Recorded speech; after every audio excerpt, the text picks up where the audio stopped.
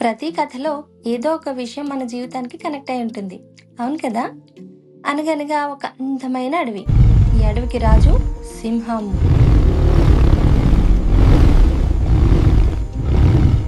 ఈ సింహం పదవికి మహారాజే గాని మహారాక్షసుడు. తన ఇష్టం వచ్చినట్టు జంతువులన్నిటిని చంపుకొని తినేసేది.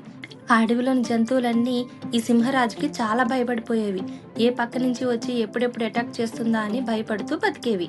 అలా కొద్ది రోజులు గడిచింది. ఒకరోజు జంతువులన్నీ కలిసి సింహం దగ్గరికి వెళ్ళి ఇలా అన్నాయి: సింహరాజా, మీరు మా దగ్గరికి వచ్చి చంపుకు తినొద్దు, మేమే రోజుకొకళ్ళం వచ్చి మీకు ఆహారం అవుతాం అని చెప్పాయి. దానికి సింహం సరే అలా కానివ్వండి అంది. ఆ రోజు నుంచి ప్రతిరోజు ఒక జంతువు వెళ్లి సింహానికి ఆహారం అయిపోయేది. అలా ఒకరోజు కుందేలు వంతు వచ్చింది. ఈ కుందేలు చాలా తెలివైంది. అడవంతా షికారు కొట్టి కావాలనే ఆలస్యంగా సింహం దగ్గరికి వెళ్ళింది. సింహం ఈ కుందేలును చూసి, ఏంటి నువ్వు నాకు ఆహారమా? ఏమనుకుంటున్నారు మీరంతా? పైగా ఆలస్యంగా కూడా వచ్చావు అని అరిచింది. దానికి కుందేలు ఇలా అంది: లేదు మహారాజా, మేము మొత్తం 5గురు వచ్చాం, కానీ మాలో 4గురిని మీలాంటి ఇంకొక మహారాజు నేనే రాజును అని చెప్పి తినేశాడు. నేను పరిగెట్టుకుంటూ మీ దగ్గరికి వచ్చి విషయం చెప్తున్నాను అంది. దానికి సింహం చాలా గట్టిగా అరిచింది: నాలాంటి మరొక రాజా? ఈ అడవికి నేను మాత్రమే రాజుని, ఇంకొక రాజు లేడు రాడు అంది. ఉన్నాడు మహారాజా, కావాలంటే చూపిస్తాను పదండి అని చెప్పి సింహాన్ని కుందేలు తీసుకెళ్ళింది.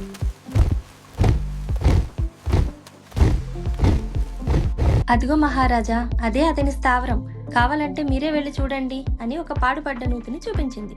సింహానికి ఆ నీటిలో దాని ప్రతిబింబం కనిపించింది.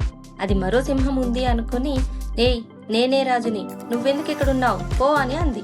దానికి ఆ ప్రతిబింబం కూడా నేనే రాజుని, నువ్వెందుకు ఇక్కడున్నావు పో అని అంది. అంతే, సింహానికి పట్టరానంత కోపం వచ్చేసింది.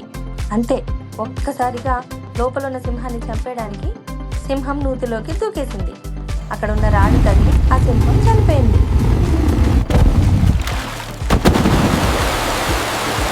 ఇంకేముంది, సింహం పీడ విరగడైందని జంతువులన్నీ పార్టీ చేసుకున్నాయి. సరైన సమయంలో మన తెలివి పనిచేయలే గాని ఎలాంటి ఆపద నుంచైనా మనం బయటపడవచ్చు. బాగుందా? కథ నచ్చిందా?